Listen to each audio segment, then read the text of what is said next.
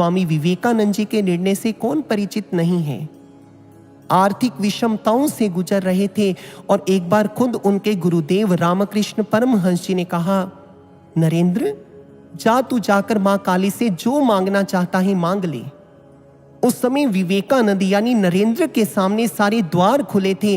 मां काली से किसी भी प्रकार की भौतिक संपदा वो मांग सकते थे, पर उस समय उनका आत्मा से निकला हुआ निर्णय देखो कैसा रहा। उस समय उन्होंने एक चीज की मांग की है, मां मुझे गुरुदेव के प्रति समर्पण भाव दे, मुझे भक्ति दे, मुझे शक्ति दे, ताकि मैं इस संसार की सेवा कर सकूं।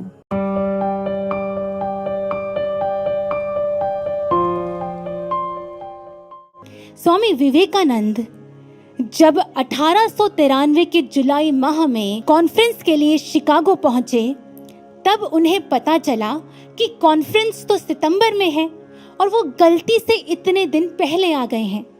इतना ही नहीं, उन्हें कॉन्फ्रेंस में तब तक प्रवेश नहीं मिलेगा जब तक उनके पास उपयुक्त डॉक्यूमेंट्स ना हो। इन दोनों ही बातों ने विवेकानंद जी को हिला कर रख दिया। जिस स्वप्न को लेकर वो इतनी दूर यात्रा करके शिकागो पहुंचे थे, वो स्वप्न उन्हें बिखरता हुआ दिखाई दे रहा था। अभी 2 हफ्ते भी नहीं हुए थे कि स्वामी विवेकानंद जी का पर्स लगभग खाली हो चुका था। उन्हें कहीं से पता चला कि बॉस्टन शहर शिकागो की तुलना सस्ता है, सो वे ट्रेन पकड़कर बॉस्टन के लिए निकल गए। उनकी मुलाकात हार्वर्ड यूनिवर्सिटी के प्रोफेसर J.H. राइट से हुई। वो उनके ज्ञान और उनके विचारों से बहुत प्रभावित हुए थे।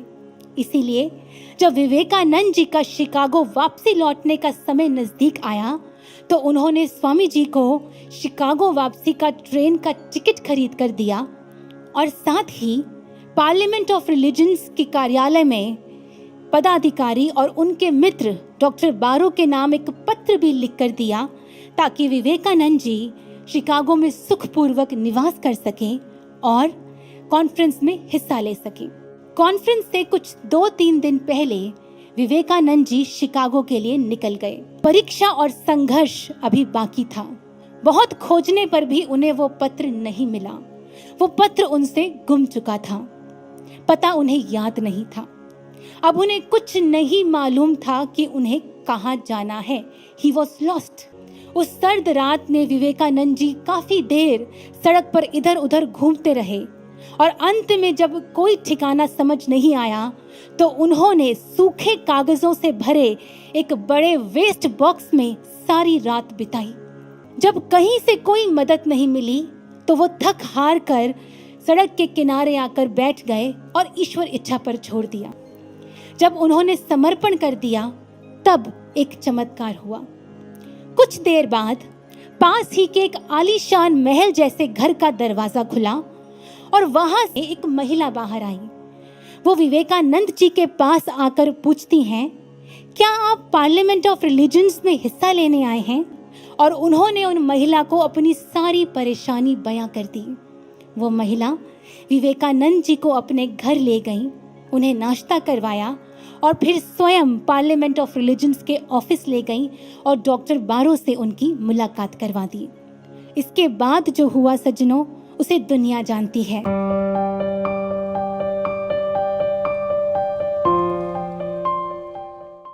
विवेकानंद के जीवन की घटना हम सब ने बहुत बार सुनी है। वर्ल्ड पार्लियामेंट ऑफ रिलीजन्स में गए, पहले 5 शब्द कहे, sisters and brothers of America, और पूरा का पूरा हॉल तालियों से गूंज उठा। ये हम सब ने सुना है।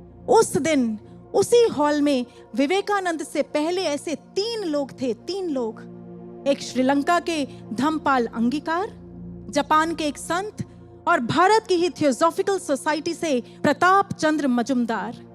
ये 3 लोग ऐसे थे जिन्होंने अपने लेक्चर की शुरुआत इन्हीं 5 शब्दों से की थी, brothers and sisters of America. पर तब ना तो किसी का हृदय स्पंदित हुआ और ना ही कोई ताली बजी। फिर विवेकानंद के टाइम पर ही क्यों? यही जिज्ञासा उठी थी मैरी लुई बर्क में, जो रामकृष्ण मठ की आगे चलकर एक समर्पित शिष्या हुई। इसलिए 20 साल बीत जाने के बाद भी वो उन 3000 लोगों को खोजते खोजते उनके घर पहुंची और जाकर उनसे पूछा, आखिर उस दिन ऐसा क्या हुआ था? ऐसा आपको उन शब्दों में क्या छू गया था जो आप अपनी तालियों को रोक नहीं पाए? आप हैरान रह जाएंगे सज्जनों, सबने एक ही बात कही थी। उन्होंने कहा, उस दिन उस मंच पर कोई साधारण व्यक्ति नहीं खड़ा था। हमारी आत्मा ने कहा कि ये तप की भट्टी में तपने के बाद ये व्यक्तित्व यहां आकर खड़ा हुआ है। इसलिए उसके शब्द हमें कोरे या फीके नहीं लगे, बल्कि उन शब्दों के पीछे जो सद्चिंतन का रंग था, वो रंग हमें छू गया। प्रभु मिलन का आनंद जो उसके माथे पर झलक रहा था, उस आनंद ने हमें अपनी ओर खींच लिया, इसलिए हम खुद को रोक नहीं पाए।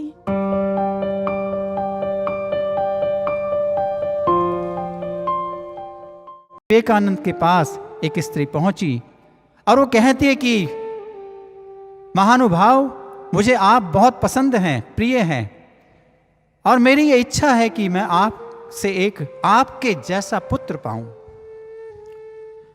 अब ये परिस्थिति है, लेकिन नरेंद्र विवेकानंद अपने गुरु के प्रेम में पगे हुए हैं। उनका चित्त निर्मल हो चुका है। उनके चित्त से इस विकल्प को सुन करके क्या संस्कार निकलते हैं, उनके संस्कार क्या कहते हैं। विवेकानंद कहते हैं कि यदि आपको मेरे जैसे पुत्र की कामना है तो फिर तो एक काम हो सकता है। उस स्त्री ने कहा कि क्या? विवेकानंद कहते हैं कि फिर आप ऐसा कीजिए कि आप मुझे ही अपना पुत्र बना लीजिए और अब मैं आपको अपनी मां मान लेता हूं, तो आपको मेरे जैसा पुत्र मिल जाएगा।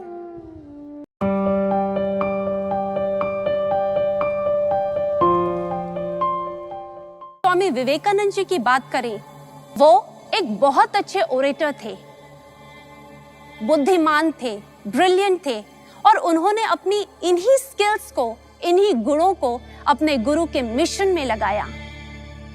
अपने गुरु के मिशन को पूर्ण करने के लिए समर्पित कर दिया, क्योंकि उनका मानना था भारत इज इक्वल टू गुरु का मिशन।